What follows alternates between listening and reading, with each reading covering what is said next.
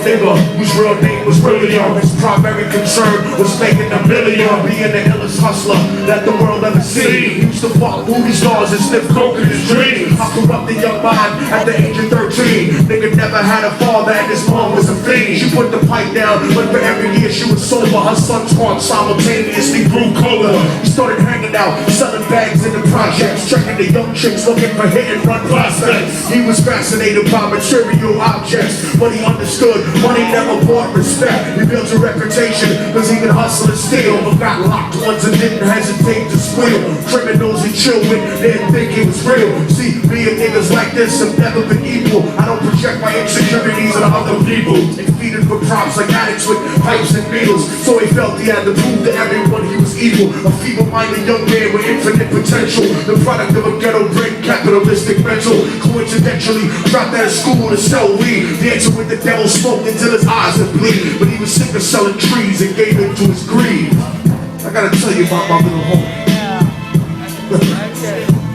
So Billy started robbing niggas, anything he could do to get his respect back in the eyes of his crew. Starting fights over little shit up on the block. Stepped up to selling mothers and brothers to crack rock. Working overtime, making money for the crack spot. Hit the jackpot, wanted to move up to cocaine. Filling the Scarface fantasy, stuck in his brain. Tired of them hood niggas, treating them the same. He wanted to be major like the cutthroats and the thugs. But when he's trying to step to him, they showed him no love. They told him any motherfucking coward can sell drugs. Any bitch nigga with a gun can bust slugs. Any nigga with a red shirt can burn with blood. Even puppies smoke the motherfucker up in the club. But only a real dog can stab someone till they die. Standing in front of them, staring straight into their eyes. Billy realized that these men were well guarded, and they wanted to test him before business started. Suggested raping a bitch to prove he was cold-hearted. Now he had a choice between going back to his life or making money with made men up in the sight. His dreams about cars and ice made him agree. A hardcore nigga is all he ever wanted to be. So he met them Friday night at 2:45.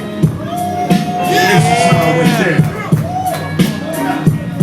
They rolled around the project slow while it was raining, smoking blunts, drinking and joking for entertainment. Till they saw a woman on the street walking alone, 3 in the morning, coming back from work on her way home. So they quietly got out the car and followed her. Walking through the projects, the darkness swallowed her. They wrapped the shirt around her head and knocked her onto the floor. This is it, kid. Now you got your chance to be raw. So Billy yoked her up and grabbed her chick by the hair, dragged her into a lobby that had nobody there. Struggled hard, but they forced her to go up the stairs. Got to the roof and then they held her down on the ground, yelling, "Shut the fuck up! Stop moving around!" His shirt covered her face, but she screamed and clawed. Billy stomped on the bitch till he broke in her jaw. Them dirty bastards knew exactly what they were doing and kicked her until they cracked the ribs and she stopped moving. Blood leaking through the cloth, she cried silently, and then they all proceeded to rape her violently. Billy was made to go first, but each of them took a turn, ripping her up and choking her until her throat burned. Her broken jaw moved for guard, but they weren't concerned. When they were done and she was lying bloody, broken and bruised, one of the niggas pulled out a brand new 22. He told them that she was a witness of what she gone through, and if he killed her, he was guaranteed a spot in the crew. He thought about it for a minute, she was practically dead, so he leaned over and put the gun right to her head. And now I have to end the story the only way that he can.